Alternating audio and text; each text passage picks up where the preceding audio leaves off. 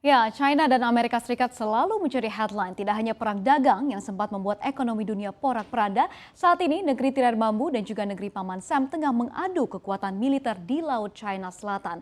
Kekuatan militer kedua negara ini juga menjadi ancaman bagi negara-negara lainnya. Lantas seperti apa sebenarnya dan siapa yang lebih kuat di sini? Kita bahas bersama siang hari ini di adu militer China versus AS.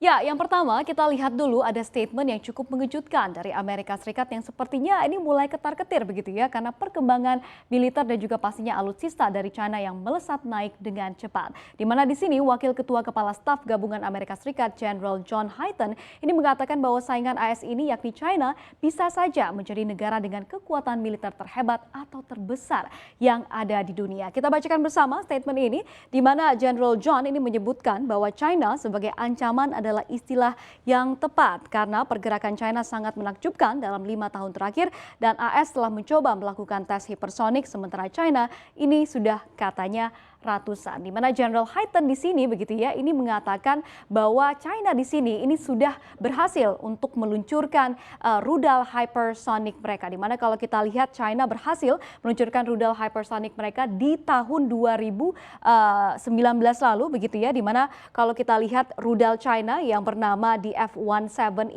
ini menempuh jarak hingga bisa mencapai 2.000 km dan katanya rudal hipersonik dari China ini bisa mencapai atau bisa membawa begitu ya hulu ledak dari nuklir. Dan kalau kita lihat sekali lagi begitu ya, saya tekankan bahwa ini setelah Amerika Serikat ternyata gagal untuk meluncurkan rudal hypersonic mereka, sementara China ini berhasil meluncurkan rudal hypersonic ini pada tahun 2019 dan juga pastinya ini menjadi kekalahan yang cukup besar begitu ya bagi pihak Amerika Serikat. Nah, berbicara terkait dengan rudal hipersonic ini atau senjata luar biasa China ini yang memiliki jarak tempuh sudah saya sebutkan tadi begitu ya mencapai 2.000 km dan juga dapat membawa hulu peledak nuklir.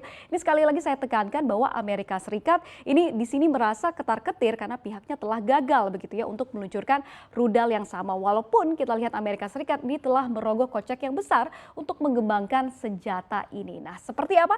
Kita lihat di slide berikutnya.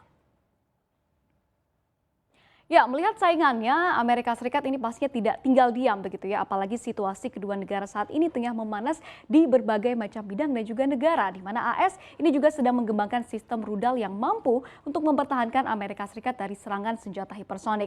Dan Pentagon di sini ini memilih 3 perusahaan, yakni ada Northrop Grumman di sini, lalu kemudian Lockheed Martin dan juga Raytheon.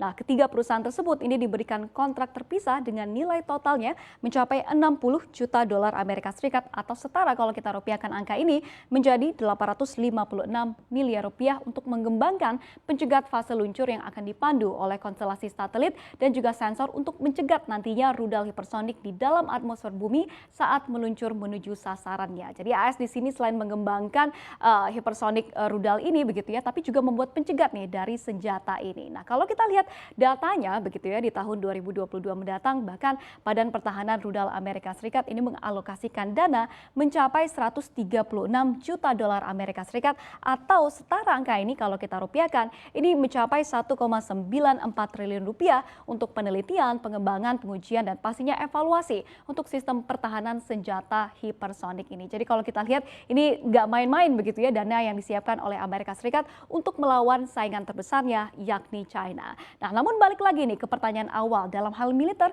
siapa sih sebenarnya yang lebih kuat? Kita lihat di slide berikutnya. Oke, kita lihat datanya bersama di mana Amerika Serikat ini sepertinya still the world's most powerful country atau negara yang paling berkuasa dalam hal militer. Mengapa? Karena kalau kita lihat anggaran militer Amerika Serikat ini ternyata merupakan anggaran militer terbesar di dunia. Di mana kalau kita lihat per tahunnya begitu ya, Amerika Serikat mengeluarkan anggaran untuk militernya ini mencapai 778 miliar dolar Amerika Serikat. Bukan rupiah di sini tapi dolar ya. Jadi kita harus kalikan dengan 14.000. Nah, kalau kita lihat dengan anggaran 778 miliar dolar ini setara dari 39% dari pengeluaran militer global ini ternyata ada di Amerika Serikat begitu ya, hampir mencapai 40% dari pengeluaran militer ini ada di Amerika.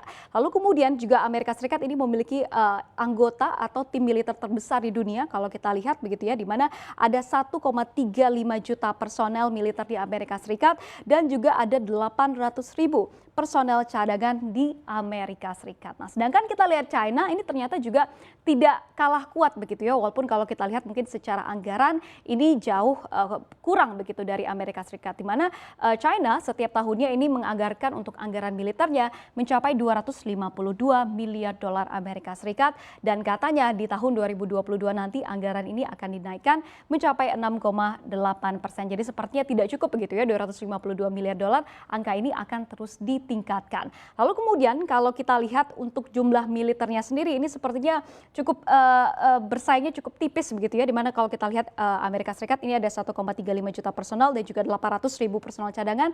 China di sini mempunyai 2 juta personel per tahun 2019 lalu. Namun dalam hal alutsista atau peralatan perang begitu ya, yang mana nih yang lebih kuat, Amerika Serikat atau China? Kita lihat di slide berikutnya.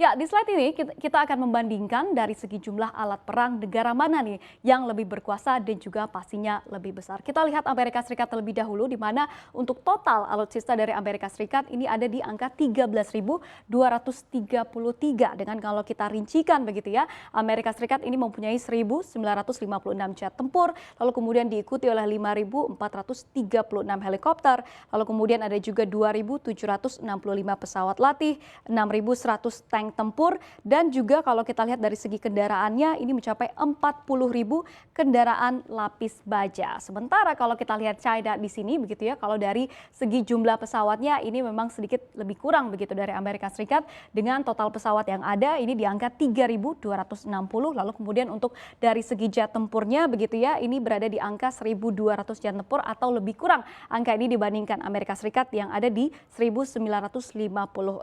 Namun kalau kita lihat di sini begitu ya, China juga mempunyai yang namanya pesawat pengebom dengan jumlah atau total unitnya ini mencapai 371 pesawat pengebom, dan juga kalau kita lihat dari jumlah helikopternya ini ternyata Amerika jauh mengungguli ya, di mana Amerika kalau tadi kita lihat ada 5.436 helikopter, China ini hanya mempunyai 902 helikopter. Nah, kalau untuk dari segi tank tempurnya juga ini kita lihat juga China hanya memiliki setengah ya dari tank tempur yang ada di Amerika Serikat. Kalau tadi Amerika mempunyai 6.100 tank tempur, China ini mempunyai 3.205 tank tempur, atau kalau kita lihat ini hanya setengah begitu ya dari jumlah yang dipunyai oleh Amerika Serikat. Lalu kemudian untuk kendaraan lapis baja, kalau Amerika ada di 40.000 kendaraan lapis baja, China ini angkanya juga semakin mendekati begitu ya, mencapai 35.000 kendaraan lapis bajanya. Jadi kalau kita lihat begitu ya, memang dari segi anggaran dan juga jumlah alutsista, Amerika Serikat ini masih memang menjadi juara. Tapi pertanyaannya adalah bagaimana dalam hal teknologi dan juga perkembangannya, di mana China ini mengungguli Amerika Serikat dalam hal perkembangan senjata, khususnya senjata hipersonik di sini. Nah, seperti apa kelanjutan situasi kedua negara ini yang tengah memanas di berbagai bidang? Kita nantikan bersama ke depannya.